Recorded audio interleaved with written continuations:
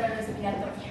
Ya las infecciones respiratorias, como les había explicado al empezar el 4, las vamos a dividir en altas y bajas, ¿ya? Y son altas, entonces necesito que estén bien atentos, ¿sí? Esta clase la vamos a acabar la parte de lo que son las altas, si nos alcanza el tiempo, y la siguiente clase vamos a acabar con las bajas y lo que sería y anemias, ¿ya? Y anemia más, bueno, nos va a faltar una clase para anemias y con eso va a ser todos los temas para su ITU. Acuérdense que su examen es el 5, estoy avisando con tiempo, por si acaso. 5, no era 4. Espera, 5. Por eso hoy día me tienen que dar sus. Para yo organizar. Fíjate, a ver. Gastro tenemos. Bueno, ya chicos, hablando de lo que son la vía respiratoria como tal, tienen que entender que la patología respiratoria en el niño va a variar mucho en comparación a lo del adulto, ¿ya? Acuérdense que la respiración como tal es un acto que es inconsciente, ¿sí? Que ustedes no lo vuelven voluntario. Ahorita están respirando ustedes y no están controlando la respiración, ¿verdad? Entonces es algo inconsciente, pero puede estar sujeto a un control voluntario. Si yo quiero ahorita, me pongo a respirar más fuerte, ¿verdad? Generalmente, bueno, no, está en relación a la acción coordinada de los músculos respiratorios que se van a llegar a contraer de manera rítmica, ¿sí? En el adulto, ¿cuál es nuestro principal músculo respiratorio? Diafragma. Diafragma. En el niño todavía no, ¿sí? El diafragma todavía está hipotrófico, todavía no se ha desarrollado adecuadamente. Por eso los niños pueden tener mayor uso de la musculatura abdominal. Por eso lo que les decía, en el neonato y en el lactante menor, su respiración es paradójica. Se les hincha más la pancita y es una respiración que a los adultos les asusta, pero en el niño es totalmente normal. Ahora, para que haya una alteración como tal en la respiración y que se vuelva voluntaria, tiene que haber muchas patologías que puedan causar esto, como ser, por ejemplo, que haya una obstrucción de la vía superior, que haya una obstrucción o una alteración a nivel de la vía aérea inferior, que haya una enfermedad parenquimatosa como tal, que haya enfermedades restrictivas o enfermedades obstructivas. Las restrictivas son las que no dejan que el pulmón se expanda, ¿no ves? Las obstructivas son las que está dentro del pulmón, no lo que está tapando. Alteraciones neuromusculares, enfermedades que afectan al pulmón, o sea, de manera secundaria, como la sepsis, la vasculitis, entre otros. Sabemos en general que todas las infecciones respiratorias son un gran problema a nivel de lo que es salud pública, principalmente. Tiene una alta prevalencia y demanda asistencial. Ahorita que nosotros desde desde marzo que estamos en pico alto, no hay camas, han visto, está todo cerrado, tenemos la consulta totalmente llena, entonces hace que haya mayor demanda asistencial y obviamente genera gasto mayor de recursos. Normalmente, y esto quiero que se acuerden por favor y le recalquen a los papás, la OMS establece que puede haber entre 3 a 9 infecciones altas en un año como normal.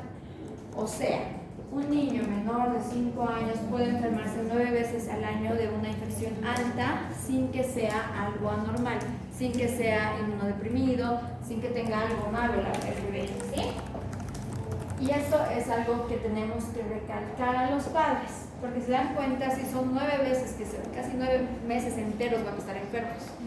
Y eso quiere decir que casi todo un año redondo van a estar enfermos, ¿verdad? Entonces tienen que hacer entender que es algo que está dentro de la normalidad. Obviamente si un niño no está enfermo va a causar ausentismo escolar. Generalmente los menores de 18 meses por lo menos tienen hasta un 40% un cuadro obstructivo alguna vez en su vida, hasta los 18 meses. Va a hacer que haya mayor ocupación de camas y obviamente hace que haya mayores brotes epidémicos, ¿verdad? Entonces, como les decía, las infecciones respiratorias altas son la principal causa de consulta pediátrica y hospitalización a nivel de pediatría. Equivalen al 60% de las consultas diarias nuestras, ¿sí? y obviamente tiene una gran relevancia epidemiológica. ¿Por qué? Porque un niño enfermo va a llegar a contagiar a toda su comunidad. Si en la guardería, que digamos que es nuestra guardería, yo me enfermo, toditos ustedes van a caer. Entonces tiene una repercusión epidemiológica muy alta. Por lo menos hasta el 77% de los niños ha presentado por lo menos una infección respiratoria alta hasta los 4 años de vida. Generalmente un 58% llegan a asociar un síndrome bronquial obstructivo, y la mayoría de las muertes ya no es por una infección respiratoria alta, sino por neumonía. Para tener como tal una infección respiratoria alta hay múltiples factores de riesgo. Dentro de los más importantes, la desnutrición, que es el principal, o sea, con mayúscula, porque si no tenemos un equilibrio nutricional adecuado, tampoco vamos a tener un refuerzo inmunológico adecuado, ¿ya? La prematurez, el bajo peso al nacer, el hecho de un estrato social bajo, la contaminación intradomiciliaria, que quiere decir papá enfermo, el niño se va a enfermar, ¿no? Hermanito del colegio enfermo, el bebé se va a enfermar. Hacinamiento, las guarderías, el tabaquismo, hospitalización por cualquier otro motivo, madres adolescentes, madres fumadoras y condiciones crónicas. Y un factor de riesgo bien importante para hacer infecciones altas es el sexo masculino, ¿ya? El sexo masculino como tal tiene mayor tendencia a hacer infecciones. Van a escuchar muchas veces: mi hijita no se enfermaba tanto, en cambio el varón es que se enferma más. Sí. Entonces, como tal, las infecciones respiratorias se van a dividir en dos grupos bien grandes, ¿sí? Las que son las altas, que es todo lo que afecta a lo que es la nariz, la garganta, los oídos. Y las bajas, lo que afecta a lo que son la tráquea, los bronquios y los pulmones. La laringe es el punto de división entre alta y baja, ¿ya?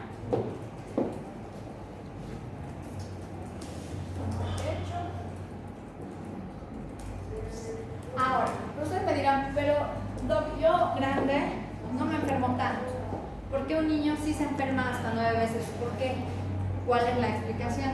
Porque la vía respiratoria del niño tiene diferencias en relación al adulto, ¿sí? Tiene diferencias que son estructurales como tal. Primero, sus fosas nasales son pequeñas, ¿sí? Todavía llegan a ser pequeñas y estrechas. Todavía la mucosa nasal es menos vascularizada. Al ser menos vascularizada, los cilios como tal no funcionan del todo y la depuración de detritus no es buena, ¿ya? Como les decía, los cilios son menos desarrollados, y al ser menos desarrollados hace que cualquier agente externo me produzca mayor irritación, ¿verdad? La faringe es más corta, es más angulada y obtusa, que eso me hace que haya una diseminación infecciosa más rápida.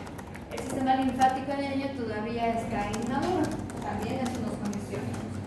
Otra cosa es que las trompas de Eustaquio, a nivel de lo que son los oídos, todavía van a llegar a ser cortas y son más grandes. Las costillas en los niños son de tipo horizontal, no son oblicuas como nosotros todavía. La musculatura respiratoria de ellos todavía está débil y está poco desarrollada. Su árbol bronquial está más desarrollado que el parénquima como tal, pero no es eficiente. El número de alvéolos, hay mayor número de alvéolos por unidad respiratoria. Su cuello cortito en los lactantes y recién nacidos, y eso genera la dificultad del paso, ¿verdad?, de la mucosa como tal. Entonces, se dan cuenta, tienen todas las de complicarse, porque a diferencia nuestra, no vamos a poder depurar las sustancias externas de manera adecuada.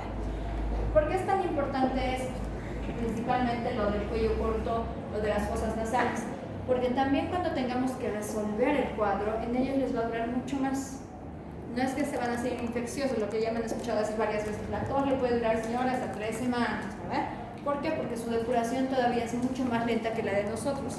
Ellos no tienen la capacidad de estructuración, porque en cambio nosotros sí. Ahora, ya hablando de lo que son las infecciones respiratorias altas, vamos a poder dividir en que son las siguientes, ¿verdad? Es el resfrío común, la gripe, ojo que resfrío y gripe son cosas distintas, ¿verdad? La sinusitis, la titis media aguda, la amigdalitis aguda y la laringitis aguda. Todas estas patologías engloban a lo que son las infecciones respiratorias agudas. ¿Ya? Primero, hablando de lo que es el resfrío común, ustedes saben que es un cuadro de tipo benigno, totalmente benigno. La etiología en el 100% de los casos es de tipo viral y va a llegar a comprometer lo que son las vías superiores. El cuadro de los resfríos es autolimitado, dura entre 2 a 5 días con un pico en el tercer día, ¿verdad? Va a estar en relación a la epidemiología, al clima, por ejemplo, mayor en épocas altas. Y una característica es que el niño va a llegar a contagiar al adulto, ¿sí? En caso de los resfríos.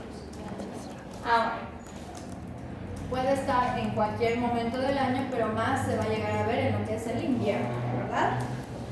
Es una infección que puede ser inaparente o asintomática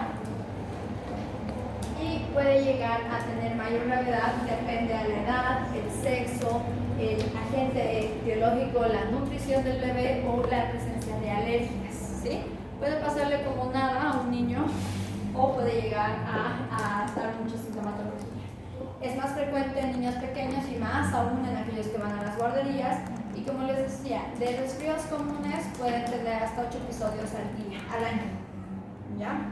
¿Cuál es la etiología de un resfrío común? Como les decía, es etiología netamente viral. El 50% va a ser causada por el rinovirus, ¿sí? Pero también pueden producirte los coronavirus, el sistema respiratorio, influenza, adenovirus, enterovirus. Acuérdense, los coronavirus tienen como 20 tipos, ¿verdad? ¿Por qué creen que el coronavirus, el SARS, el CoV-2 no les afectaba tanto a los niños? Porque ellos están hiperexpuestos. Se dice que un niño, y es algo que van a escuchar mucho, que tiene la hiperexposición, más o menos son entre 50 a 150 virus que se exponen de manera diaria. Entonces, si yo me expongo hoy día, por ejemplo, a rinovirus, mañana puedo estar exponiendo a coronavirus, ¿verdad? Y me puede dar la misma sintomatología. ¿Cuáles son las características clínicas? Que su periodo de incubación es muy corto, a veces en horas, ¿ya? No es mentira de que no, doctora, ha entrado al consultorio y ha salido resfriado. Sí, puede ser, ¿verdad? El cuadro, como les decía, se autolimita, generalmente dura entre 3 a 5 hasta 7 días como tope. La transmisión es viral, se transmite por vía respiratoria netamente por las moléculas de Frucar. Y entre las manifestaciones clínicas principales va a estar la rinorrea y puede llegar a ser la obstrucción nasal por la característica de la nariz del niño. Como tal, la patogenia va a ser que la infección o la inflamación se va a localizar netamente en la mucosa nasal y rinofaríngea, ¿verdad? Va a haber una inflamación local. Al haber esa inflamación local va a haber lo que se llama un edema y va a ser inflamación en la submucosa, que eso es lo que genera la rinorrea, ¿verdad? Ahora, algo bien importante. Llega el virus a su naricita, ¿no? Llega el virus a la nariz y va a hacer que haya inflamación local, edema y vasodilatación en la submucosa. ¿Eso qué va a condicionar? Que haya mayor aumento de moco líquido, ¿verdad? ¿Y el moco de qué color va a ser? Transparente.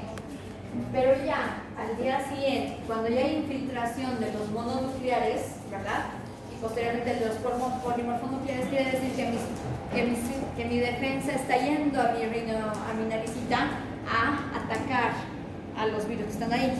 Entonces me los va a deglutir a los virus. ¿Qué color será mi moco? Blanco o amarillo, ¿verdad? Blanco o amarillo.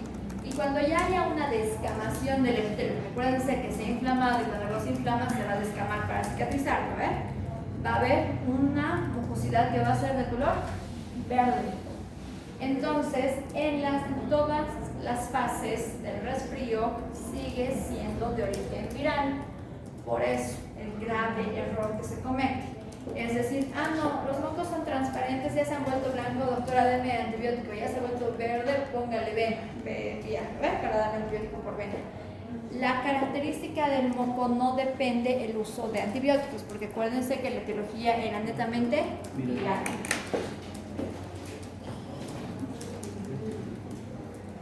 Como les decía, en cuanto a lo que es la clínica, puede haber un poquito de ardor faríngeo o odinofagia, va a haber estornudo, congestión ocular, obstrucción nasal, estridor nasal, menorrea mucosa, ronquera, otalgia, pero sintomatología muy leve. ¿Ya? La fiebre puede estar presente o ausente, pero es fiebre de fiebre baja, o sea, fiebre de no mayor a 38.5, ¿sí? Es una fiebre de bajo grado. En el lactante puede estar asociado a vómitos, a diarrea, a aumento de la secreción, como les decía, purulenta. ¿Por qué se asocia a diarrea? Por la dilución de los virus 1 y por la solubilidad orgánica que tenían los niños. ¿Ya? El diagnóstico diferencial puede ser con una rinitis alérgica, que es lo más común también, y con la fase inicial de otras infecciones de vía respiratoria. Ahora, ¿se puede complicar? Sí. ¿Cuáles son las complicaciones si no se trata de manera adecuada? Si, por ejemplo, le doy un antibiótico cuando está ahí, puede dar otitis, sinusitis, adenoiditis y una neumonía. ¿Cuál será el tratamiento? El tratamiento es netamente sintomático. Medidas generales que será mantener la hidratación, mantener la normotermia, ¿verdad? Si sabemos que el niño se obstruye más fácilmente la naricita, le haremos aseos nasales con solución fisiológica, ¿verdad? Hay que evitar el exceso de abrigo, como tal, lo pueden bañar, por si acaso no es que no se los baña, ¿ya? Podemos dar paracetamol a 10 miligramos kilogramo, de 10 a 15 miligramos kilogramo peso, dosis repartidos en 3 o 4 veces al día de acuerdo a la sintomatología. Lo más importante es no usar antibióticos, ¿sí? Si hemos dicho que mi mayor preocupación era el aumento de la secreción nasal, puedo dar antihistamínicos, ¿sí? Antihistamínicos de primera o de segunda generación. Generalmente se prefieren los de segunda generación como ser la cetiricina, ¿verdad? Los descongestionantes nasales están contraindicados en los menores de 6 meses, ¿verdad? Y no se recomienda hasta los menores de 12 años. Todos los descongestionantes nasales están en los antigripales, entonces no es lo ideal dar antigripal, ¿ya? Es preferible darle paracetamol y antihistamínico, ¿ya? El Desfrianex, todo lo que tenga pseudoefedrina es descongestionante, ¿no? El Desfrianex, todos los antigripales tienen descongestionante. Y se dan cuenta, hay hasta en gotas, pero es prohibido dar a los niños. ¿Por qué? De resfrío común, ¿alguna duda? Nada, ¿verdad? Facilito. Ahora, nuestro segundo cuadro es lo que es ya el síndrome gripal oblicuo. Se presenta entre el 10 al 20% de la población, o sea, todos vamos a tener un episodio de gripe, más o menos entre el 10 al 20%. Se va a predominar entre los 5 a los 19 años de vida. La mayoría es por la influenza tipo A, ¿ya? Obviamente va a predominar en estaciones frías y generalmente las cepas van a lograr epidemias anuales y puede ocasionar mayor daño en el adulto, ocasiona el 80% de las muertes en el mayor de 65 años. Ahora, algo bien importante, la gripe sí te da mucha sintomatología, tiene una máxima expresión entre las 24 a 48 horas de lo que es el contagio. Tiene un inicio brusco, la fiebre es de alto grado, puede dar fiebres hasta de 39-40 grados, tiene mialgias, artralgias, cefalea, malestar general muy marcado, odinofagia, rinitis, tos productiva, en los lactantes vomitan todo, hacen diarrea. Y si nosotros hacemos un hisopado nasal, vamos a ver la depuración de la IgA. ¿Alguien ha tenido gripe últimamente? Es horrible, ¿no ves? Te duele todo. Esa es la diferencia de un síndrome gripal, que sí te da, y un resfrío común. El síndrome gripal tiene un compromiso muy importante a nivel sistémico, o sea, son fiebres muy altas, te duele realmente hasta lo que respiras, y una sintomatología bien fuerte. Y esta es la que más se puede llegar a complicar, ¿sí? Se complica principalmente con sinusitis y con lo que es neumonías como tal. El tratamiento, aunque sea una sintomatología muy fea, es netamente sintomático, ¿ya? Mantener medidas generales que serán hidratación, ¿no? Si tengo fiebres altas, daré antipiréticos a dosis altas. Si tengo una congestión bien importante, daré antihistamínicos. No se usan antibióticos. Ahora, si estamos en época de sospecha de infección, por ejemplo en esta época que estamos ante sospecha de influenza, podemos dar alternativas de antivirales que funcionen, como el oseltamivir, el zanamivir o la amantarina. Acuérdense que la amantarina tiene una selección neta a lo que son las proteínas, se une mucho a las proteínas, y si ustedes tienen alguna alteración puede producir que daño renal. No es que todos les dan el antifludez, por ejemplo, que tiene amantarina, ¿verdad? O el Tamiflu, que es el oseltamivir. Ahora, para que cualquier antiviral funcione como el oseltamivir, tiene que estar entre las primeras 24 a máximo 48 horas del inicio del cuadro. Si yo le doy después, no me sirve de nada, porque el curso de la infección va a ser el mismo, ¿ya? Pero más importante que todo es esto, la profilaxis. Sabemos que generalmente está ocasionada por la influenza tipo A, ¿verdad? Entonces, ¿qué hay que hacer? Vacunarnos. Hacer la vacunación de tipo anual. Generalmente a los grupos etarios que sean de mayores complicaciones, como son los mayores de 5 años, los pacientes que tienen enfermedades crónicas o que se internan de manera crónica, los adultos, los niños, el personal de salud como tal, ¿verdad? ¿Ya se han hecho vacunar? Son personal de salud, ¿verdad? Entonces son vulnerables a agarrarse una influenza.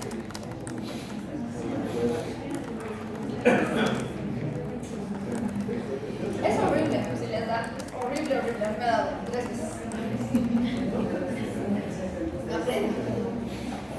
Bueno, chicos, no se me distraigan. Ya. Como habíamos dicho, ya hemos pasado de lo que es la parte de la rinofaringe a lo que son